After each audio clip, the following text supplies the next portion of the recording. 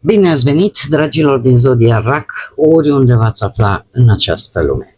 Suntem din nou împreună la o nouă lectură pentru următoarea săptămână a lunii august, perioada cuprinsă între 10 până pe 16 august. Așa că, dragilor, toți cei care aveți nu doar soarele, ci și luna, Venus sau poate ascendentul în Zodia RAC, această lectură este de asemenea și pentru voi. Desigur, dragii mei, vă readuc aminte, este totuși o lectură general colectivă, așa că vă rog să luați decât ceea ce va rezona cu voi. Și acum, înainte de a începe lectura propriu-zisă, vreau să fac o mică paranteză, pentru că în această săptămână avem o eclipsă totală de soare pe 12 august. Și am o rugăminte, nu aș putea să încep lecturile fără a face acest sfat. Este într-adevăr un eveniment, un fenomen rar, spectaculos. Noi oamenii în general suntem foarte curioși, curiozitatea este normală, mai ales, cum am mai spus, că vorbim despre ceva atât de... nu ne întâlnim cu el în fiecare zi, dar eu aș zice că nu merită să ne punem ochii, vederea în pericol în această zi. Așa că, dragilor, nu priviți direct soarele, mai ales dacă vă aflați în țările în care va fi vizibilă această eclipsă totală de soare, chiar și în zonele unde va fi vizibilă decât parțial. Protejați-vă vederea, nu ziceți lasă că filmez cu telefonul sau lasă că folosesc ochelari de soare. Pentru acest fenomen este nevoie de ochelari speciali, pentru că altminteri efectiv vă puteți strica vederea ireparabil. Și o fac, am spus-o și copiilor mei, și eu la rândul meu o să fac pentru o curiozitate de câteva minute. Ar fi păcat, pentru că nu doare, dragii mei. Deci nu doare, se poate arde retina foarte ușor și zic eu că e păcat. Și atunci am decis ca înainte de fiecare lectură, la fiecare zodie, să fac acest avertisment.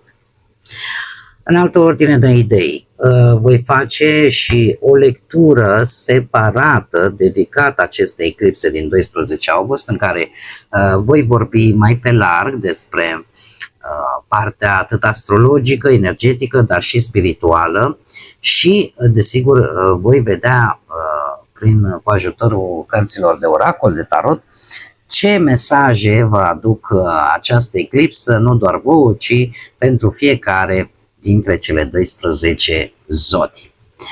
Lămurite toate aceste lucruri, mă simt mai liniștită că am făcut acest avertisment. Sper să-l luați în calcul, să vă protejați atât pe voi cât și poate pe cei dragi vouă. Haideți să intrăm în lectura noastră pentru această săptămână atât de specială și să vedem care este energia dragilor mei din RAC în săptămâna 10-16 august. Din acest minunat oracol de lumini și umbre. Am aici, cred că sunt foarte multe, sunt cele mai multe care le am până acum. Am să le las din simplu motiv că intuitiv simt nevoia să le las, chiar dacă o să-mi ia ceva timp ca să le parcurgem pe toate. Avem așa, de ce? Posibil ca voi în această săptămână, unii dintre voi, nu știu, uite, de exemplu, să vă simțiți foarte puternic din punct de vedere energetic și să vreți să eliminați tot ceea ce vă provoacă teamă, gelozie, invidie, vină, da? Să le eliminați pur și simplu, să vă debarasați de tot ceea ce este toxic din viața voastră, să vă simțiți așa în plină forță. Asta ne spune prima carte. A doua carte, avem puterea celor trei. Știu că sună ca în serialul ăla cu cele trei vrăjitoare, da? Ce înseamnă asta? Ceva care se poate închide, dar nu puteți face singuri.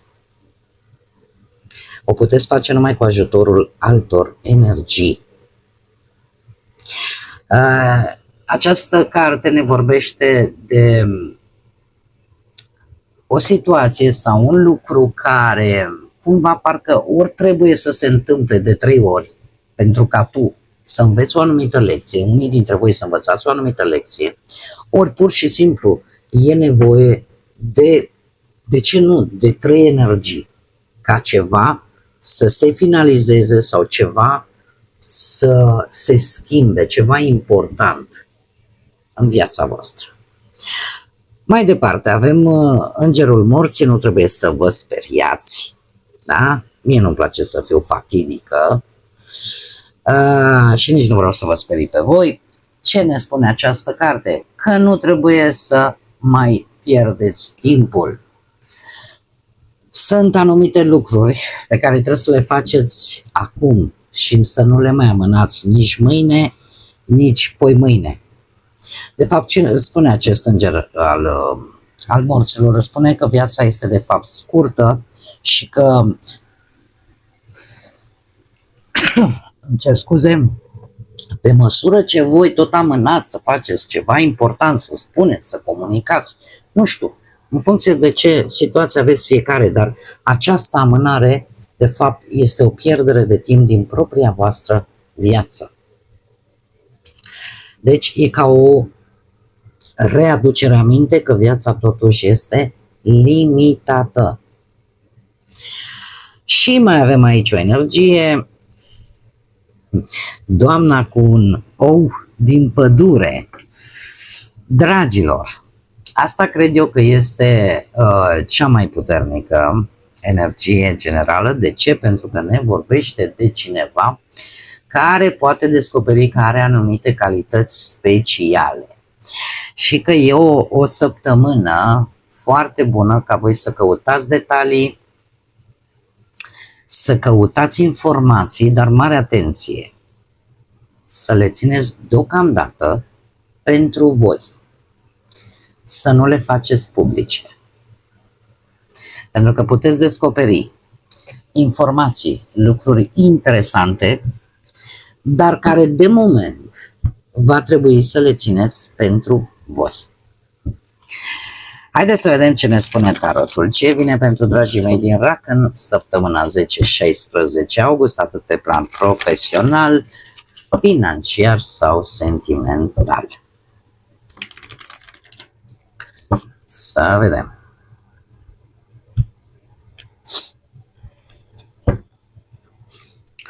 Și avem un paș de cupe, magicianul, 9 de cupe, un 9 de spade și surpriza săptămânii.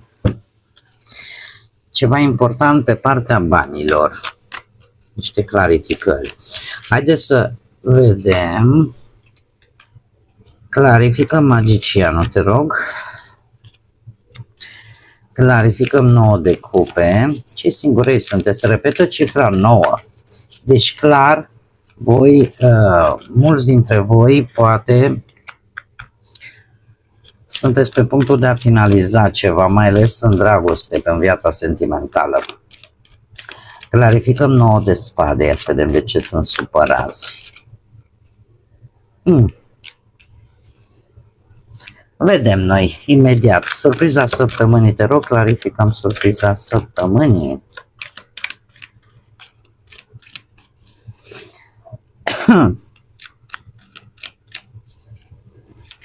Surpriza săptămânii.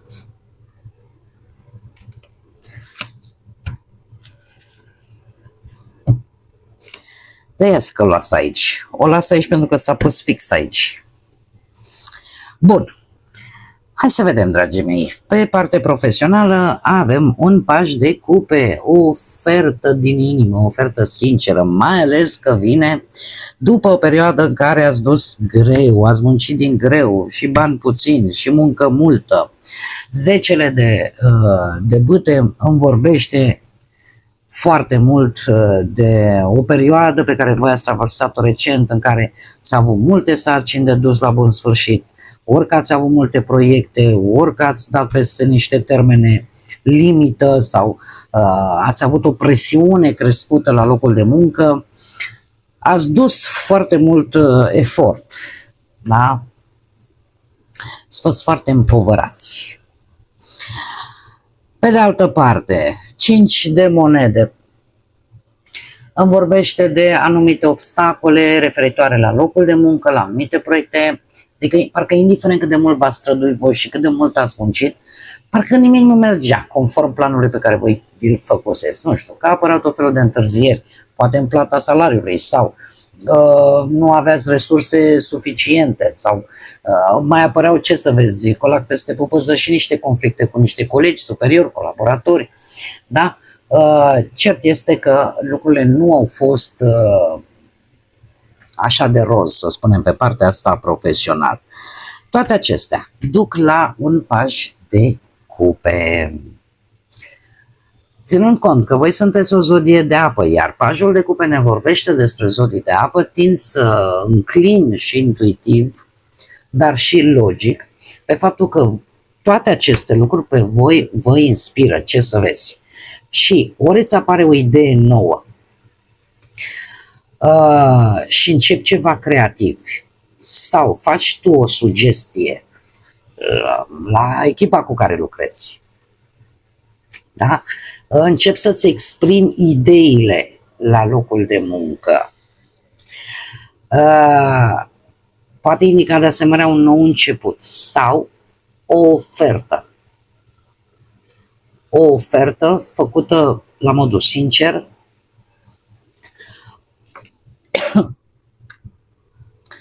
dar în același timp, și aici trebuie să fiți atenți pentru cei care veți rezona, toate aceste lucruri vă pot face pe voi să nu vă concentrați pe ceva mult mai concret. Asta ne vorbește de asemenea pajul de cupe. Și să mergeți într-o direcție nu tocmai ok pentru voi, pentru că aș spune că depindeți prea mult de aprobarea altora. Și de aici cam trebuie să ieșiți. Da? Eu sper să fiți în prima variantă. Acum, pe partea bănuților, avem magicianul. Nu știu dacă zodia Gemeni vă spune ceva legat de bani și asta dacă mai avem, nu. De unde provine magicianul? De la un 2 de spade. Voi tot ați ocolit. Cu ceva timp în urmă, tot ați ocolit să luați o decizie din punct de vedere financiar sau vis-a-vis de o anumită situație legată de bani. Și ați tot amânat luarea acestei decizii. Orică le-ați amânat, orică le-ați evitat.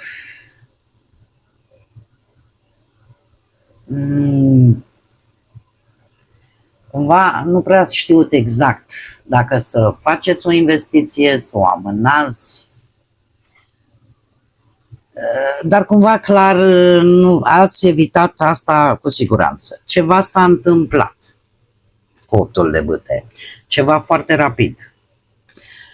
Ceva foarte rapid care eu aș zice că v-a dus la acest 7 de monede. Adică v-a dus într-o situație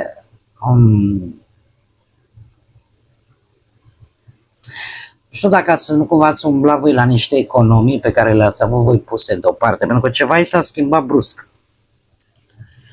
Da, pe partea banilor. Ori că a apărut, avem două posibilități, ori că ați avut un posibil venit foarte rapid, ori o cheltuială neașteptată. Da? Și unde a trebuit să acționați. Nu mai stați să o lâlâiți, să acționați imediat, să luați decizie imediat. Și cumva asta e, cumpăr, investesc, da? Bag banii în ceva. Toate acestea duc la magicianul, care îmi vorbește de posibil de o comunicare foarte bună, da, care să, nu știu, să vă aducă niște anumite venituri, anumiți bănuți, poate nu neapărat în săptămâna asta, dar într-adevăr poate să fie ceva care are potențial pe termen cel puțin mediu. Dragii mei, magicianul în acest context, eu aș spune că voi chiar puteți prelua un anumit control, puteți găsi o soluție practică. Sau face chiar o negociere, pentru că aici e vorba și de comunicare, dar care are o negociere legată de bani. Sau folosindu-vă de ce în urmă, voi să aveți așa ca o epifanie, o idee care poate produce bani, sau până la urmă să vă decideți să nu mai ocoliți această alegere, această decizie financiară, dar să o luați un pic mai conștient, adică nu, cum să spun eu, fără prea multe necunoscute. E o ocazie bună ca voi să creați ceva, să puneți ceva în mișcare, ceva financiar, după o perioadă în care tot ați ezitat sau poate chiar ați așteptat ceva. Voi aveți resurse, aveți capacitatea să schimbați ceva în situația voastră financiară și ceea ce voi ați amânat până acum, se pare că ceva v-a forțat să mergeți înainte, ați vrut, n-ați vrut. Da, apare această ocazie ca în sfârșit să acționați și să valorificați ceva ce voi ați investit, ați construit.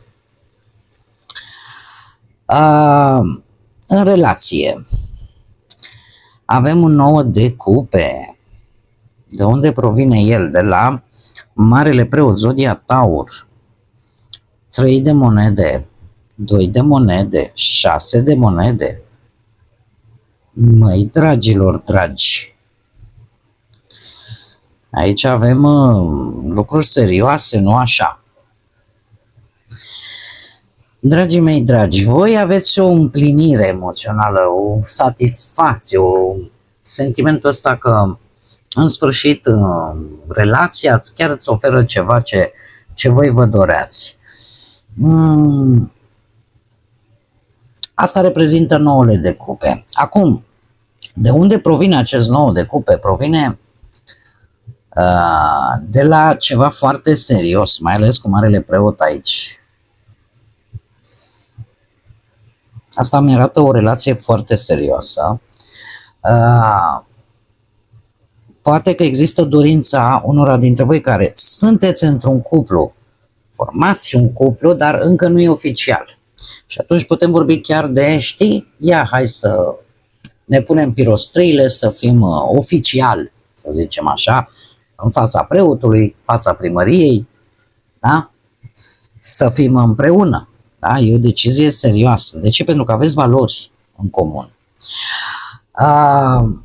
3 de monede îmi vorbește de colaborarea dintre voi. Faptul că construiți lucruri împreună sau poate chiar ați construit ceva împreună. 2 de monede arată că există, cum să spunem, de nevoia asta de a avea un echilibru în sânul relației voastre, să găsiți așa, să vă împărțiți responsabilitățile, să spunem așa, în cuplul vostru într-un mod cât mai echilibrat, cât mai egal.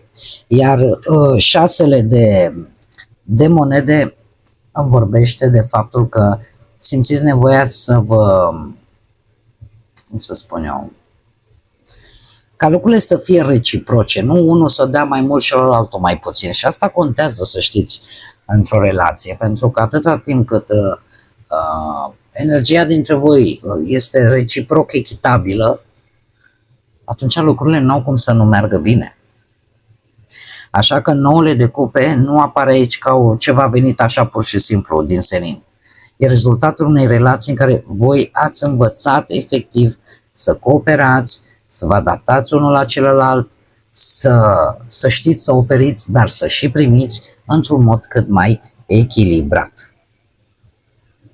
Acum, mai există posibilitatea ca unii dintre voi, cei aflați într-un cuplu, să ajungeți la o discuție, la o decizie care să vă confirme efectiv că relația voastră are viitor pe termen lung. Iar Marele Preot aici să știți că dă o notă așa de angajament. Da? Acum mergem la cei care sunteți singurei, avem un 9 de spade. Ia să vedem de ce sunteți voi atât de stresați. Pentru că, culmea, acest 9 de spade îmi spune că provine de la roata destinului, care a venit cu un soare, a venit cu o doză de optimism și de energie pozitivă fantastică. Dar cu toate astea voi, cu acest 9 de spade, se pare că sunteți necăjiți. Hai să le dezbatem, să vedem de ce. Acest 9 de spade, să știți, îmi poate arăta anumite temeri pe care cei singuri le au. Și tind să cred că în acest context ceva s-a întâmplat. S-a terminat un ciclu poate destul de greu pentru voi, în care n-ați avut șansa să cunoașteți persoane noi dacă asta v-ați dorit. Poate că, nu știu,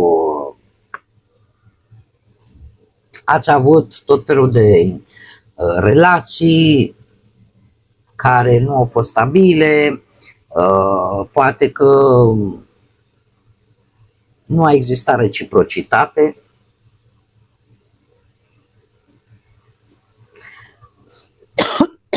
Eu spun aici că putem vorbi de tipul ăla de relații în care intri fără să analizezi foarte mult. Adică intri impulsiv așa. Dar lucrul ăsta se schimbă, s-a schimbat poate deja. Și paradoxal vă aduce, nu știu dacă zodia Leu vă spune ceva pentru cei singuri, dar voi aveți posibilitatea la modul cel mai deschis către o posibilă nouă relație. Și poate ați întâlnit o persoană optimistă, o persoană sinceră. Dar cu toate astea, pe voi vă sperie ceva. E ca și cum aici, și dacă fac aceeași greșeală, și dacă repet același tipar. Da? Apare această nouă de spade în această situație, îmi vorbește de nesiguranță emoțională, de blocajul vostru în a vă deschide către această posibilitate de a cunoaște mai bine o persoană. Nu o văd sub nicio formă ca pe ceva negativ. Cred că se adaptează foarte bine cu această energie de aici. Viața este scurtă, dragilor. Nu avem una pentru iubire, una pentru bani, una pentru muncă, una pentru făcut copii și familie. Din păcate, nu avem. Așa că încercați totuși să ieșiți din această energie de 9 de spade. Surpriza săptămânii vine cu un eveniment plăcut, cu prietenii, cu cei dragi vouă. De unde provine el? De la, ia să vedem, spânzuratul, 2 de bâte și 4 de monede. Interesant aici. Dragilor, din ce văd eu aici, cam era cazul să cam ieșiți din perioada asta de stagnare,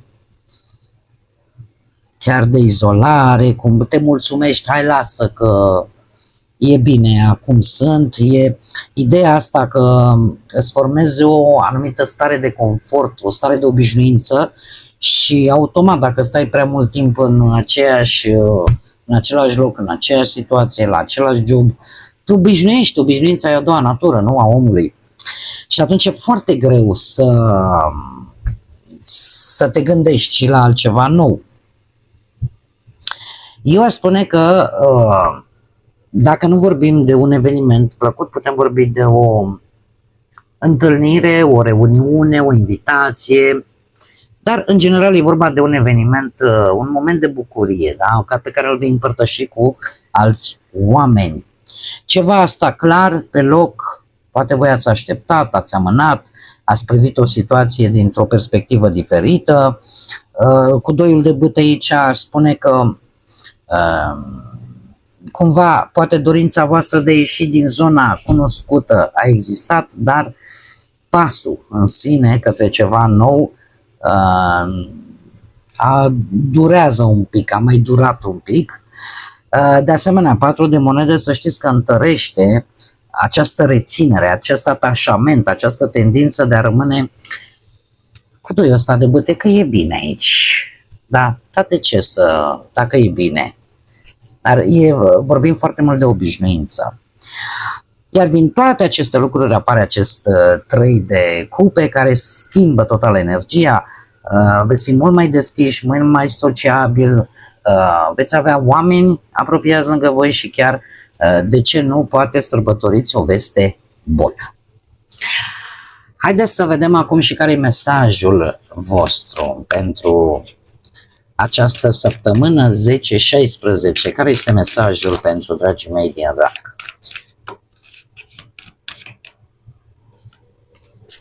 Grație.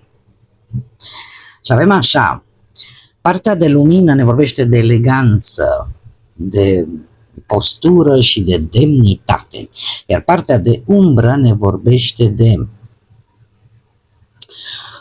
Stați așa, care scrisul ăsta, eu cu ochelari cu tot.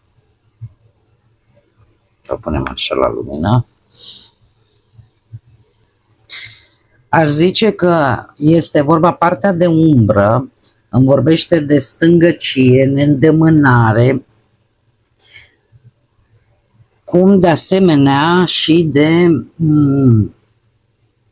sentimentul ăsta de jenă, de a nu ști cum să te porți într-o anumită situație și desigur tot pe partea de umbră ne vorbește despre, cum să spun eu, un anumit disconfort, o lipsă de relaxare sau